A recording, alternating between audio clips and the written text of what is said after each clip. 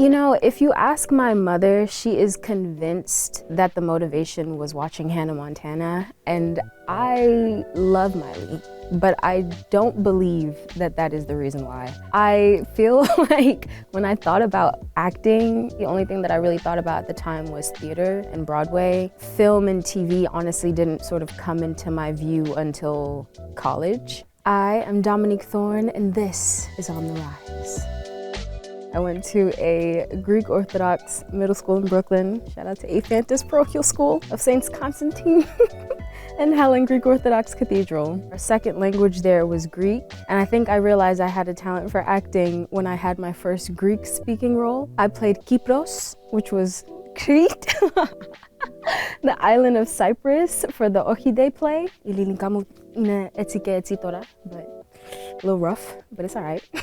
I think that was the first time that I really felt some like power on the stage, you know, some onus, like, oh, this is mine to shepherd. The age at which I first started playing around with the idea of claiming actor as my title was probably around high school age. That's when I first started acting seriously or learning the many techniques. The first role that I ever had was Puck from A Midsummer Night's Dream, my freshman year of high school at the Professional Performing Arts School. That is a role that is so dear to my heart. That was the true like moment, or I guess like birth onto the stage. And it was such a physically involved role. Puck, as we know, is sort of like the little mystical creature lurking throughout. So I was like, I would appear at the back of the stage and then run down like the side hallway to the back, across the back of the stage, and go upstairs to make my next entrance at the other side. And then I'd appear in the back on the top of like the theater seats and like sort of crawl over people and get to the front and jump on top of the proscenium. Like, it was such like, what a way to enter. That's probably my favorite role to this day too, actually. I think a part of the reason why I committed to being an actor is because there was so much emotion going on in here that I didn't have the words for. And it wasn't until I started acting, and especially until I started performing and learning Shakespeare truly, that I learned that, oh, there are most certainly words for every thought and feeling that I have going on in here. And I think from that moment, I've been very particular about the words that I choose to express myself. One thing that my teacher says that I sort of have always taken with me is that you're giving people the opportunity to be changed. And I think that from that moment, I was able to get involved with theater and also films that have been very thoughtful in the messaging that they want to give to people. But it was doing Shakespeare that taught me that giving people a rest from the stresses of life, giving people the opportunity to enter into something that is so different from everyday life is also a gift and is also powerful. Learning that, creating that, like training my voice and my body and my mind to learn these lines and do that thing felt like the first time that I think I felt alive. Whatever it is I'm meant to do in life, I'm awake now. Like, what is my next mission?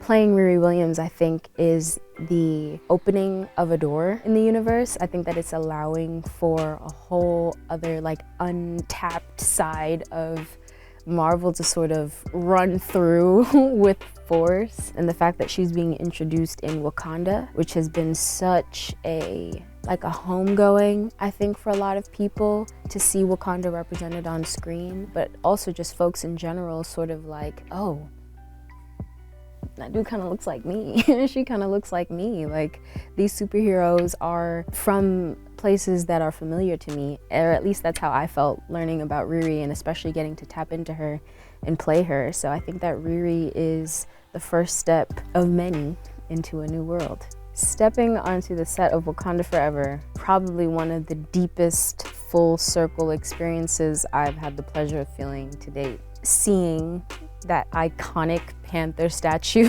to working with Angela Bassett, and also to be directed by Ryan Coogler, whose film Fruitvale Station was the first film I saw that showed me for the first time that film has the exact same power and potential that I believed and believe that theater has. So to be there in the room on the set of a Marvel show, playing a Marvel hero, felt like I was doing something right, and that maybe, just maybe, I should continue to trust the Lord above and see where this takes me. So receiving the role of Riri Williams in Black Panther, Wakanda Forever, also came packaged with the opportunity to play her in her own titular show about Ironheart, the character itself, after Wakanda Forever. And so I'm currently, 1 week away from wrapping that show, which is insane to think about. So yeah, man, let's all strap in, shall we? Okay. The biggest high of my career thus far is really an amalgamation of different moments. Playing Riri Williams in Wakanda Forever has given me sort of a perspective I definitely did not expect to have. Being in Wakanda Forever within a cast that I think by nature meant that I had to be as supportive as possible in terms of supporting the story, in terms of supporting my castmates, in terms of supporting my fellow actors who are in the process of mourning, came with the knowledge that at some point I will then be the one who will most likely need support from others as the title character. And I think that playing Ironheart in Ironheart has meant that I've had to show up just sort of beyond the ways that I was able to show up in spaces prior to. It was collaboration in a way that I've never experienced to date because I had never been in that position before. I'd never been #1 on the call sheet before. That experience only exists because of my time in shows like Beale Street and Judas, where I was able to witness people that I look at as titans in this industry do that for me. To even consider this moment as a high, I have to consider those as well. My role model and inspiration is also a two-part answer. I think the first part has to be my parents, my mom, my dad, and my grandma. 3 immigrants that came to America and from the jump showed me as a child what it is and what it means and what it looks like to create the life that you envision for yourself, while also realizing that you are not in control, and ultimately submitting the reins to God and letting him do what he got to do. On the other side of that, I'd have to say the late, great AJ Crimson. This is the first person that I met that really showed me how to carry myself once in the spaces that I had dreamt of being in.